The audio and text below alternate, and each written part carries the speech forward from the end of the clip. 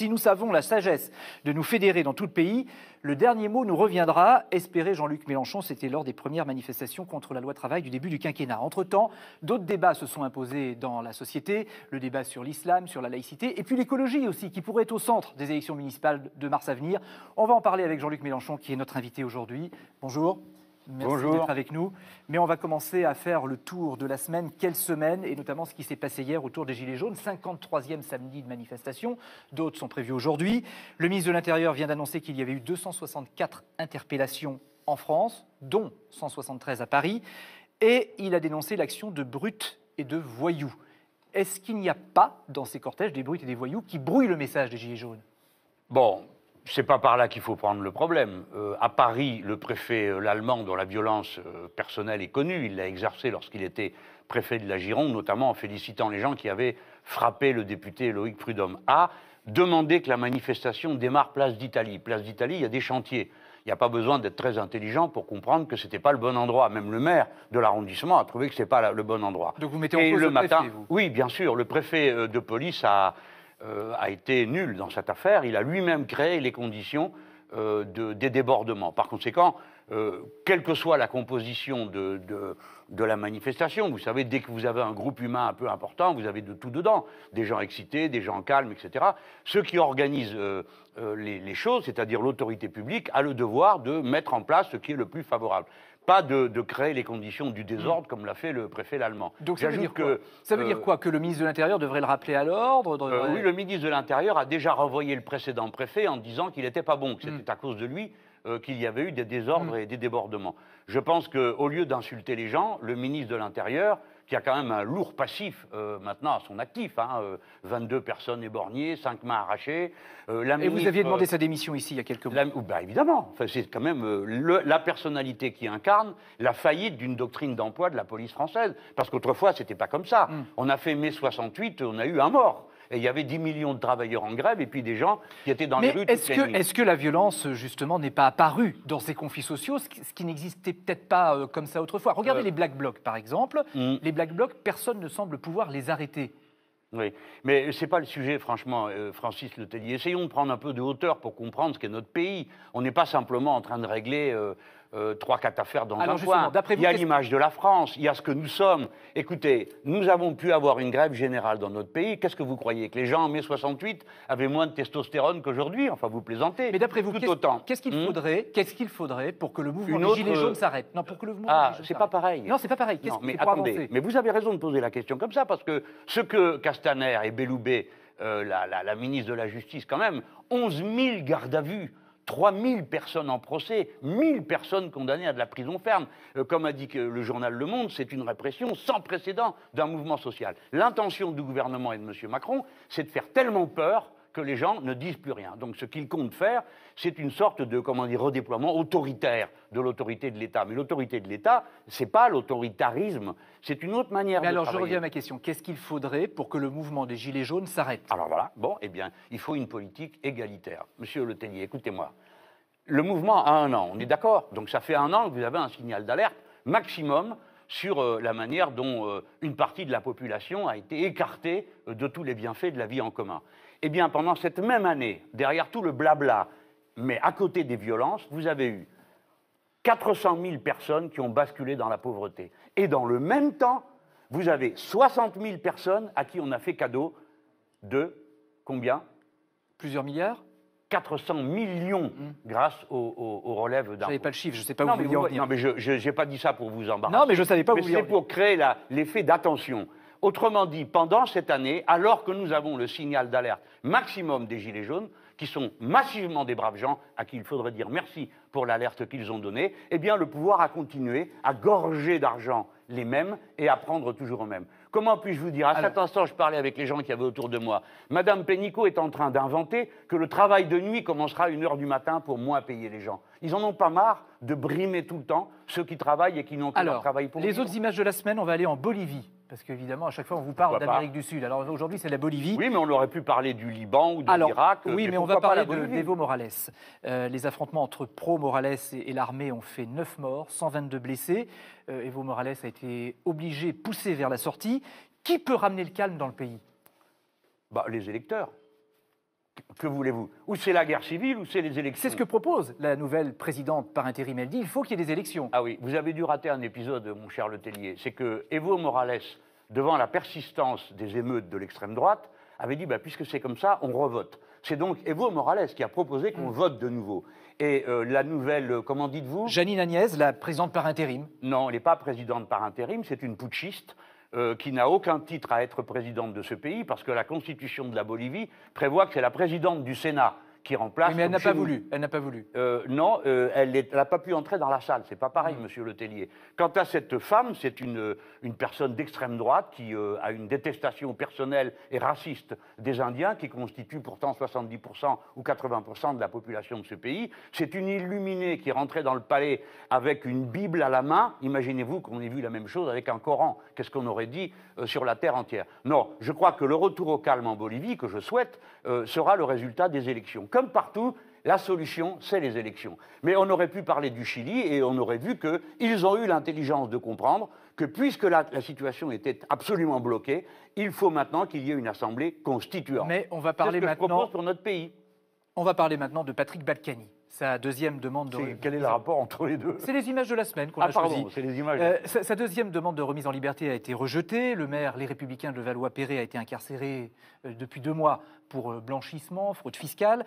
Est-ce qu'il est, à vos yeux, l'illustration de la politisation de la justice, comme vous le dénoncez, le lawfare? Lui, non.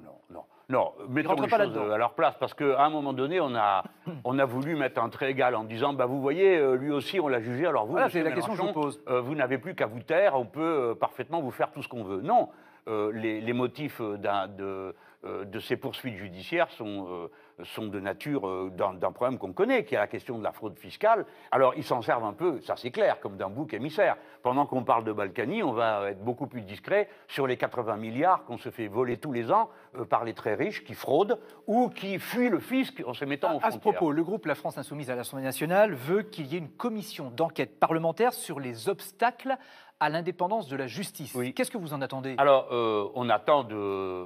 Elle n'est pas très sympa, la photo que vous avez mise là. Vous savez que je sais sourire aussi. Hein. Je voulais le dire à tous ceux elle qui est là, sont- elle est là. Oui, vous voyez. Non, mais- Je voudrais vous dire que je suis capable de sourire. Mais vous y Oui, êtes. non, mais c'est pas Non, mais celle-là qui juste, nous intéresse. Juste une chose. Ben non, là vous souriez. Non, mais la question est, Ouais. qu'est-ce que vous attendez de cette Eh commission? bien, nous avons observé que depuis que Mme Belloubet est garde des Sceaux, la justice dans notre pays, c'est-à-dire la partie parquet, hein, les magistrats qui dépendent de l'autorité hiérarchique du garde des Sceaux.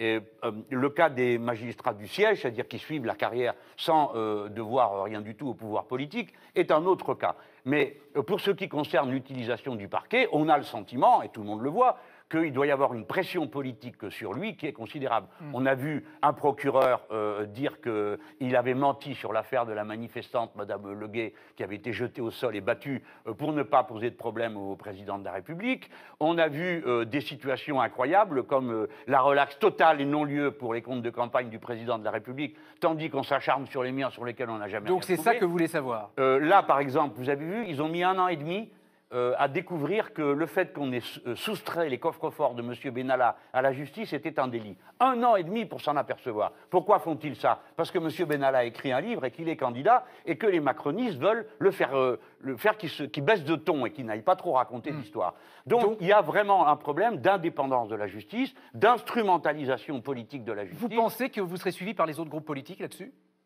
On va faire une commission d'enquête, c'est une enquête, c'est pas, il Oui. n'y a pas de thèse. Mais est-ce que les autres sont d'accord avec vous là-dessus ou est-ce que c'est une Beaucoup, démarche? en effet, pensent comme moi et comme nous qu'il y a un problème dans ce pays. Par exemple, vous n'avez pas une seule plainte pour fuite dans la presse, ça concerne votre maison, depuis le temps. On ne demande pas que les journalistes cessent de fouiller partout. On dit seulement qu'on demande que ceux qui ont les documents, les PV, arrêtent de les vendre ou de les donner parce que c'est interdit et que c'est illégal. Or, la garde des Sceaux n'a pas engagé une seule poursuite depuis qu'elle est garde des Sceaux pour des fuites. Donc qui sont c'est illégales. Nicole Belloubet que vous visez là? Non, c'est une manière de faire de la justice et en la politisant. Parce que les magistrats, eux, ils n'aiment pas trop le rôle. Vous avez vu là, par exemple, dans la décision de poursuite à propos du coffre-fort de Benalla, à peine le procureur général avait-il déclenché l'enquête, il a vite tout redonné à un juge d'instruction. Il n'a pas envie de faire le larbin de service. Alors, vos détracteurs vous reprochent souvent de vouloir faire la leçon. Vous êtes en tout cas allé donner une conférence à l'université d'Aix-en-Provence. Mais quel rapport ça après, faire la leçon parce après, que je développe des idées. C'est vos détracteurs, je vous dis, ce qui vous... Mais Après une étape à Marseille, tenté, où les municipales se préparent aussi, vous allez voir. Mais c'est gagnable, Marseille? Ah ben écoutez, la droite est très divisée. Les marcheurs sont divisés entre eux et avec les autres, donc c'est quand même une noire pagaille. Alors nous, on peut aussi être assez stupide pour se tirer une balle dans le pied, hein, ça c'est tout à fait possible. Il y a du talent pour ça aussi. Hein. Peut-être que vous auriez dû y aller? J'espère finir, moi, non pas par battre le maire sortant de Marseille, mais le président de la République sortant. La droite est là depuis 25 ans, Oui. la personne de Jean-Claude Gaudin. Oui, Et la gauche, elle est où?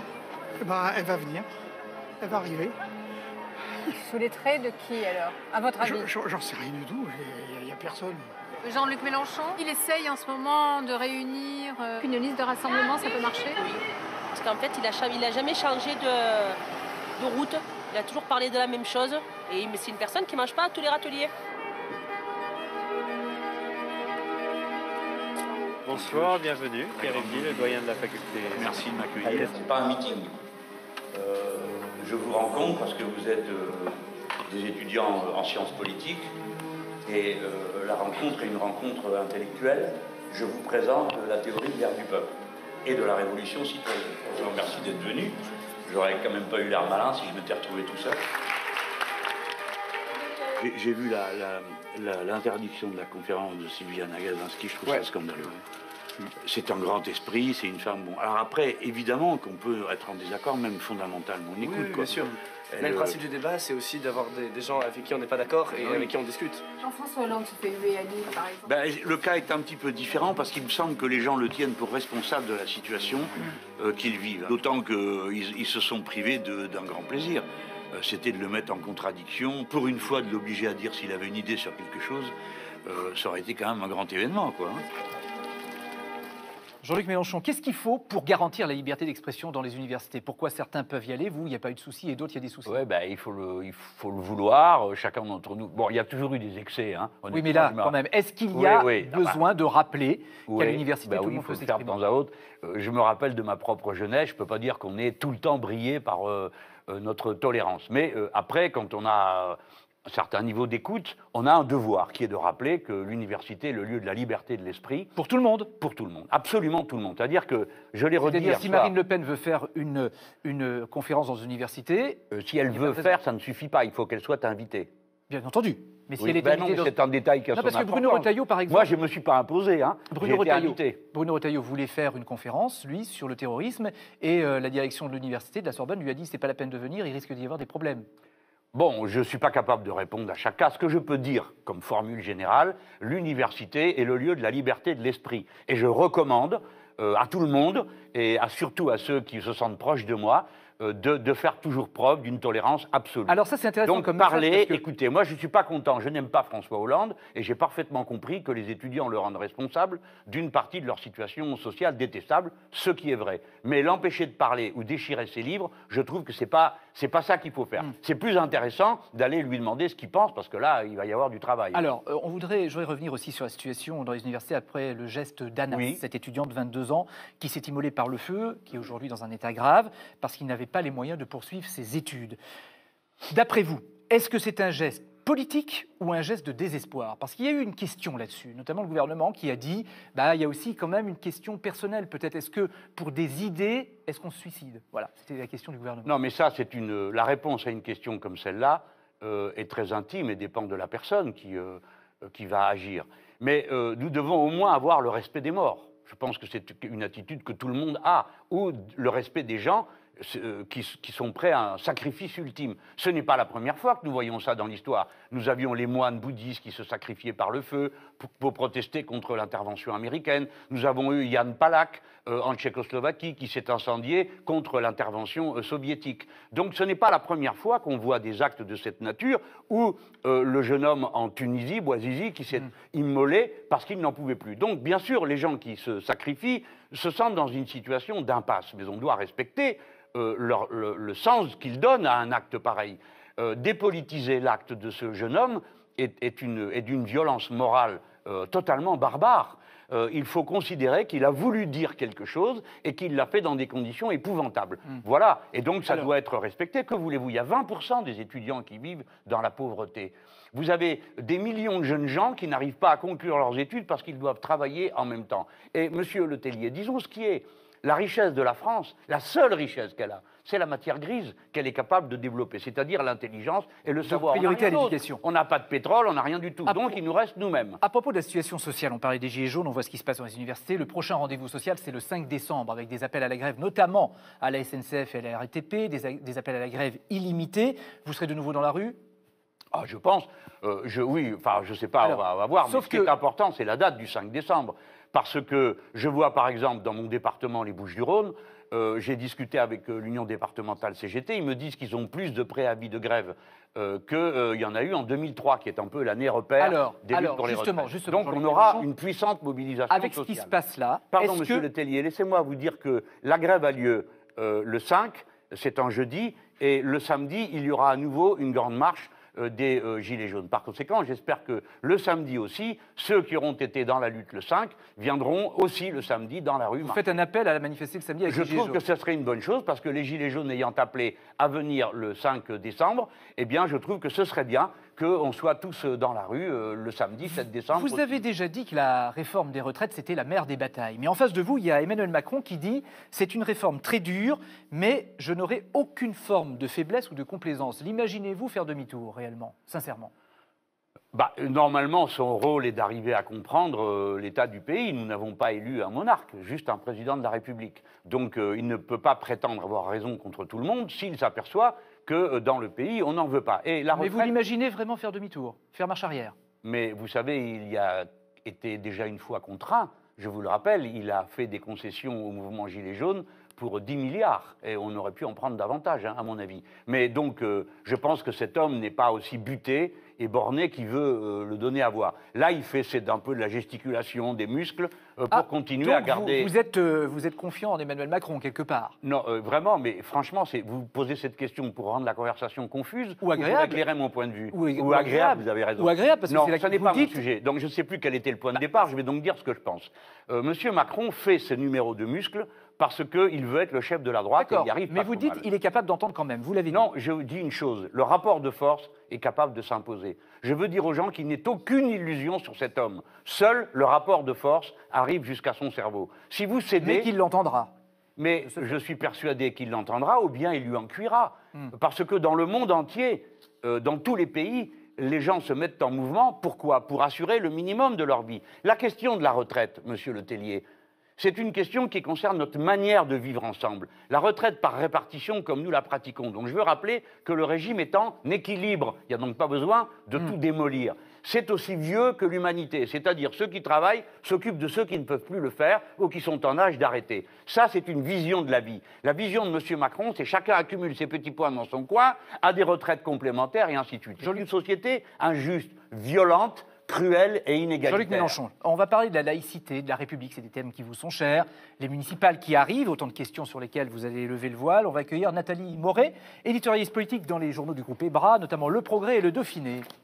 Bonjour Francis. Bonjour madame. Bonjour Nathalie. Ça arrive, mais merci Nathalie. Alors d'abord, avant que Nathalie ne prenne la parole, il y avait la manifestation contre l'islamophobie dimanche dernier à laquelle vous assistiez. Laurent Saint-Martin, qui est député La République En Marche du Val-de-Marne, il est chargé d'une réflexion sur la laïcité pour le parti du président de la République et il vous pose cette question qu'il nous a envoyée. Bonjour Jean-Luc Mélenchon, chers collègues, je vous interpelle depuis l'Assemblée nationale. Vous avez participé dimanche 10 novembre à la marche contre l'islamophobie. Je peux totalement comprendre quelles étaient vos intentions louables initiales contre un certain racisme dans notre pays. Mais vous avez manifesté aux côtés de personnes que je considère comme étant non fréquentables et qui ne viennent pas lutter contre l'islamophobie mais qui viennent défier la laïcité. Aujourd'hui, Jean-Luc Mélenchon, pouvez-vous nous dire simplement si vous regrettez d'avoir manifesté aux côtés de ces personnes-là? Voilà, je laisse répondre. Non, je ne regrette pas du tout. C'est le contraire. Je suis extrêmement fier d'y avoir été participant parce que ce que j'ai vu, c'est ce que j'espérais. Une manifestation d'unité nationale, des drapeaux bleu, blanc, rouge partout, la Marseillaise à la fin, et plein de gens venant me dire merci d'être là, vous. Et ils savent très bien qui je suis. C'est-à-dire quelqu'un qui a un discours quand même assez sévère et constant sur la séparation du religieux et du politique. Justement, Nathalie. Non, mais permettez-moi de terminer. C'était ça qui était en jeu. Oui. C'est l'unité nationale. Je ne permettrai pas qu'au nom de leur religion, on montre du doigt une partie des citoyens et qu'on conteste leur citoyenneté. Moi, j'ai protesté contre la messe officielle à l'église Saint-Sulpice pour Jacques Chirac, qui avait eu sa messe juste avant. Donc, chaque fois qu'on mélange le religieux et le politique, je m'y oppose. Nathalie. Emmanuel Morel, qui est un ancien socialiste, qui a été élu sur votre liste en juin dernier aux élections européennes, estime justement que la gauche a perdu ses réflexes en matière de laïcité. Est-ce que vous êtes d'accord avec lui ? Bon, la gauche, le problème, c'est de savoir qui ça désigne. Alors qui, justement? Je ne sais Mais pas, d'une manière demandez-le lui à générale, lui. il y a moins de réflexes. C'est un très bon camarade. C'est un ami très cher et j'écoute ce qu'il dit avec toujours beaucoup d'intérêt. Lui n'était pas à la manif. Oui, je sais, il y a des différences d'approche sur ce sujet. Moi, je ne me réfère jamais aux gens qui sont dans la manif, je me réfère au sujet. Par exemple, je suis allé à la marche Mireille Knoll, nous sommes allés en écharpe, Mireille Knoll a été assassinée dans un meurtre qui a été considéré comme antisémite, et il y a eu un appel que j'ai signé pour cette manif. Ce jour-là, j'y étais avec mon écharpe tricolore, j'ai été expulsé de la manifestation par la Ligue de défense juive, qui est considérée comme un groupe terroriste en Israël et aux États-Unis, et je n'ai pas dit un mot contre la marche. J'ai dit, il ne faut pas confondre la marche avec quelques énergumènes. Eh bien, de même, je dirais, il ne faut pas confondre la marche laïque, républicaine et française qui a eu lieu le 10 avec quelques personnes qui ne sont pas laïques ou pas aussi français. Et il y en avait. Alors il y en a partout, mon pauvre ami. Il y en a même peut-être autour de ce plateau qui ne supportent pas les autres à cause de leur religion. Nathalie. Justement, vous faites la une cette semaine de Valeurs Actuelles avec ce titre, Islamo-Collabo. Je sais pas Regardez si on va les la voir. drapeaux, vous les voyez? Voilà, Islamo-Collabo. Vous n'avez pas réagi. Pourquoi ? C'est la liberté de la presse. Valeurs Actuelles avait pris, à mon avis, une orientation plus intellectuelle, et le voilà revenu à l'égout fasciste traditionnel, les injures, islamo-collabo, je m'excuse, mais les collabos, c'est pas dans ma famille qu'il faut les chercher, hein. C'est plutôt dans ceux qui ont réellement collaboré, et ils sont pas dans notre camp. Alors après, c'est leur point de vue, naturellement je ne le participe pas, mais je trouve que c'est une manière, si vous voulez, que tous ces gens ont trouvé pour qu'on ne traite pas des questions sociales. Mais là, voilà, sur cette une, vous dites, voilà, ils ont le droit, c'est la liberté de la presse. Contact. Écoutez, j'en ai défendu d'autres de titres. Regardez, quand Charlie Hebdo, une fois, a fait une sur moi, j'avais dit c'est le peuple qui nous a libérés du nazisme, ils m'ont représenté avec un brassard en train de tondre une femme. Vous m'avez entendu protester, pourtant j'étais indigné. Nathalie. Voilà, c'est la liberté de la presse. Toujours sur cette question, Bruno Retailleau et Xavier Bertrand, eux, ne veulent pas de liste communautariste pour les prochaines élections municipales. Ils sont favorables à la rédaction d'une charte qui pourrait être signée, par exemple, par les présidents ou les responsables de partis. Si cette charte voit le jour, est-ce que vous la signerez ? Non, je ne signe rien d'avance proposé par M. Retailleau ou M. Xavier Bertrand. C'est parce que c'est la droite. Ils ne m'en veuillent pas. Mais ils ne sont pas de mon bord. Eux-mêmes vous répondraient pareil si c'était moi qui leur proposais de signer un texte. Alors, les listes communautaristes, bon appétit, essayez de définir ça, ça va être intéressant. Alors, par exemple, juste si une femme voilée veut se présenter aux élections municipales, elle peut Supposons ou pas quelqu'un qui a une kippa sur la tête. Vous pouvez me poser la question? Posez-la. Posez-moi la question pour que je l'entende. Est-ce que, par exemple, quelqu'un qui a une kippa sur la tête peut figurer sur la la liste réponse est la même. Quand on est candidat, laissez-moi la faire. Parce que à nouveau, ça commence par les musulmans. Mais je veux la faire et j'espère que tout le monde va m'entendre et va m'écouter. Quand on est candidat en République française, c'est pour représenter tout le peuple, c'est-à-dire tout le monde, et d'abord, quelle que soit la religion. La question de la réunion nationale n'est possible qu'à la condition que la patrie soit républicaine. Donc, je dis, ce n'est pas une bonne chose, et je suis plutôt opposé, je suis même opposé à ce qu'on affiche des signes religieux au moment où l'on va solliciter les suffrages. Et je comprendrais parfaitement que des électeurs ne l'acceptent pas. Je veux dire, s'agissant des musulmans, qu'il y a déjà des musulmans élus partout, de même qu'il y a des catholiques, des pratiquants ou des catholiques. Tout le monde doit faire l'effort de mettre la religion à part, dans le secret des cœurs, et de ne pas la proposer comme programme politique. Voilà ce que je Alors, crois. on va parler des municipales maintenant à Marseille, notamment. Oui, on vous a vu dans le sujet, Europe Écologie Les Verts ne veut pas d'alliance avec la gauche, que ce soit la France Insoumise, le PC, le PS, tous les collectifs citoyens qui existent là-bas. Vous avez trouvé cette photo?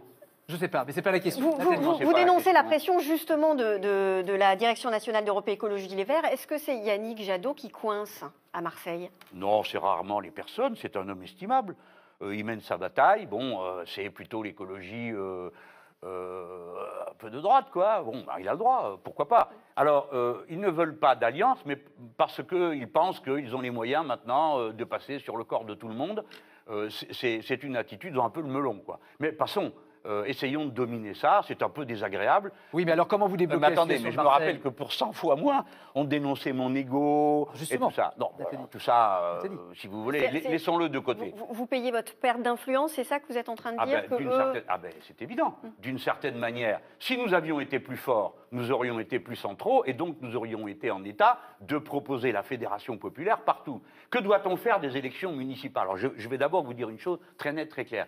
Regardez bien la bouche, il n'y a pas de liste France Insoumise au municipal. Oui, donc n'essayez pas de... Non, mais je dis ça parce que vos collègues, à chaque fois qu'il y a une querelle quelque part, on met Mélenchon dessus, comme ça, ça fait joli. Il n'y a pas de liste France Insoumise. Il y aura des insoumis dans des tas de listes, il y en aura qui seront tête de liste. Comme La République En Marche, finalement. Mais je ne sais pas si c'est comme La République En Marche, vous dites ça pour clarifier mon propos, j'en suis certain, mais permettez-moi d'aller au moins jusqu'au bout sans répondre à des questions qui ne se posent pas. Nous voulons que les élections municipales soient un franchissement dans l'auto-organisation des gens. Pourquoi? Parce que tout ce qui aura été gagné là, dans la prise de conscience au plus près du terrain, en matière d'écologie ou de République, ça sera autant de gagné au moment de l'élection Jean-Luc Mélenchon, à propos d'écologie, qui, elle, sera l'élection déterminante pour le pays. À propos Hier soir, il y avait un meeting à Amiens qui était avec Éric Piolle, le maire écologiste de Grenoble, et avec François Ruffin, qui est député La France Insoumise. Tous les deux défendent un front populaire vert, écologiste. Est-ce que vous le défendez aussi, ce front? Bien sûr. D'abord parce que les deux, aussi bien Éric Piolle que François Ruffin, les deux ont voté avec moi aux élections présidentielles, donc ce sont des amis. François siège au groupe des Insoumis et il en est une des figures. Il n'y a pas de différence avec la France Insoumise. On dit la même chose, donc je n'ai pas inventé des différences pour faire Donc le Front Populaire Écolo, ça vous va? Alors, oui, pourquoi pas. Moi, j'avais appelé ça Front Populaire, on m'a dit ça fait ringard. Alors j'ai dit Fédération Populaire, maintenant on appelle ça comme on veut, mais l'idée est la même. Il faut, comprenez que l'écologie que nous avons adoptée depuis 2012, elle porte en elle le collectivisme. Pourquoi? Parce qu'on reconnaît qu'il y a des biens communs, et donc que tous les êtres humains en dépendent et qu'ils sont semblables. Donc, grâce à l'écologie, on refait vivre l'idée du commun, du collectif et de la civilisation. Une dernière question, Nathalie. Une dernière question, on en a beaucoup parlé cette semaine. Thomas Guénolé, ancien cadre de la France Insoumise, prétend que vous avez un fonctionnement dictatorial. Il n'est pas le seul. Qu'est-ce que vous dites à ces accusations récurrentes? Rien, c'est un égout.